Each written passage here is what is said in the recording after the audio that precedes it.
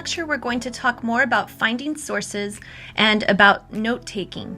We've already talked about the difference between popular sources and scholarly sources.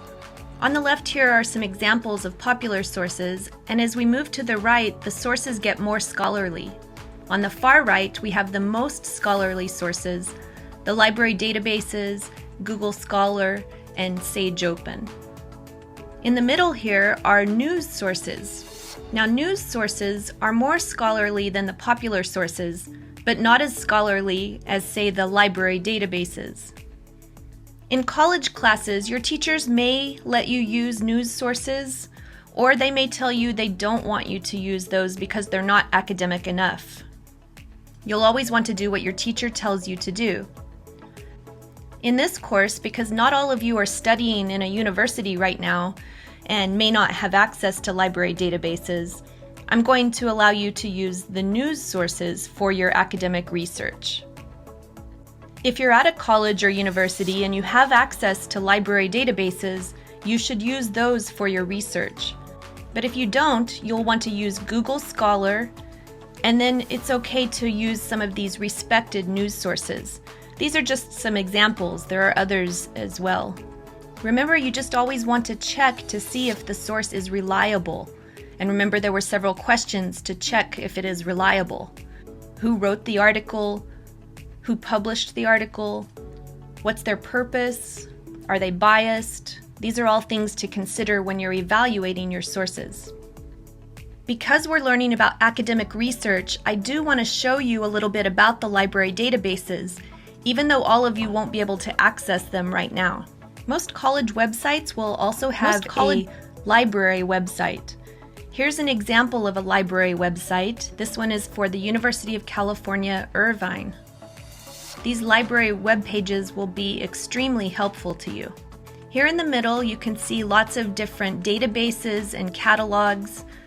These are all different ways for you to look for sources. These e-journals and databases are probably the best place to look for your online sources. These are some of the library databases that are available at most universities. You should remember these names and look for them at your school library. Some of the more popular ones are JSTOR, LexisNexis, ProQuest, and CQ Researcher. And you see they even have Google Scholar here.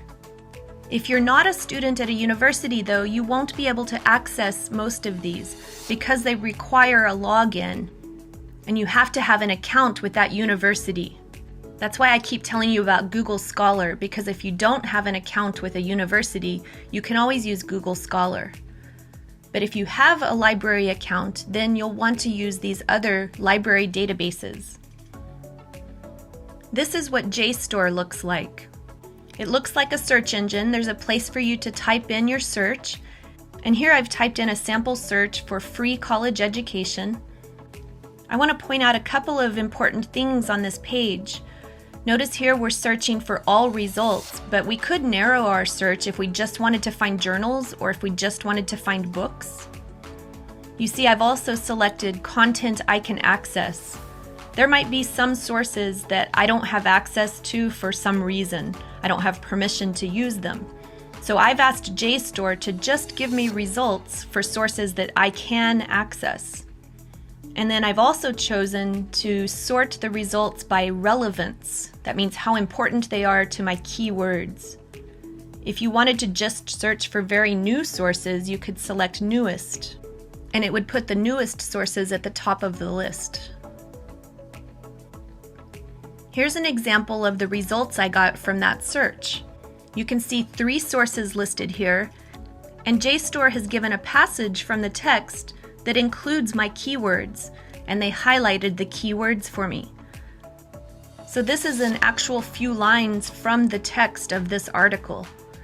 It allows you to read briefly and decide if this source might be what you're looking for. From this short passage, you might decide that this article, even though it mentions free college education, doesn't really have anything to do with your research question. Or you might find, yes, that's exactly what I'm talking about. Then you would know that this is a source you probably want to take a look at. This is the first thing you would want to do when you're searching in one of the databases. And notice there are a few links below each source. You could read this article online or you could download a PDF. And there's also a link to help you with the citation. After seeing a description that I thought I was interested in, I clicked on it and this is what I see next.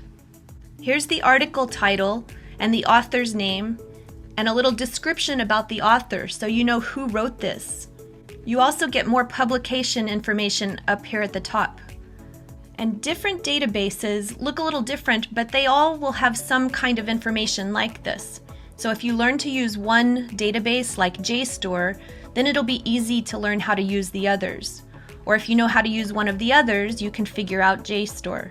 Most of them will have tools over on the side like this one does. Notice JSTOR allows you to view the PDF, you can view the citation, or you can email the citation information to yourself so you can put it in your works cited page later.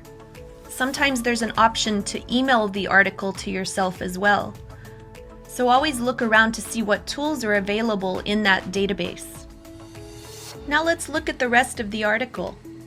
First, there is an abstract. This is just a short summary of the article that was written by the author. The abstract is a way for you to quickly decide if the article will be useful for you or not. As you can see, these academic articles are sometimes really long. We're not even halfway through this article yet.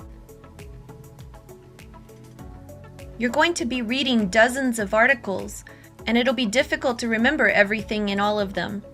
So a good idea is to take notes on the articles that you are using in your research.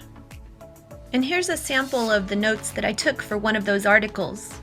You see at the top I put all of the citation information. I put the title of the article I was reading, I put the journal that it came from, the date that it was published, I put that I got it from JSTOR, and I put the date that I accessed this article. I'll need all of that information in my works cited page, and it's hard to go back and find it later. And then below that you'll see the notes. These are just the notes from reading the article. Most of these notes are just phrases. I didn't use any complete sentences.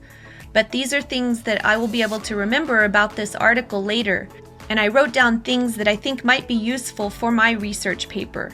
You'll want to do this for each of the articles that you read. Keeping notes on all of the articles will help you to be organized.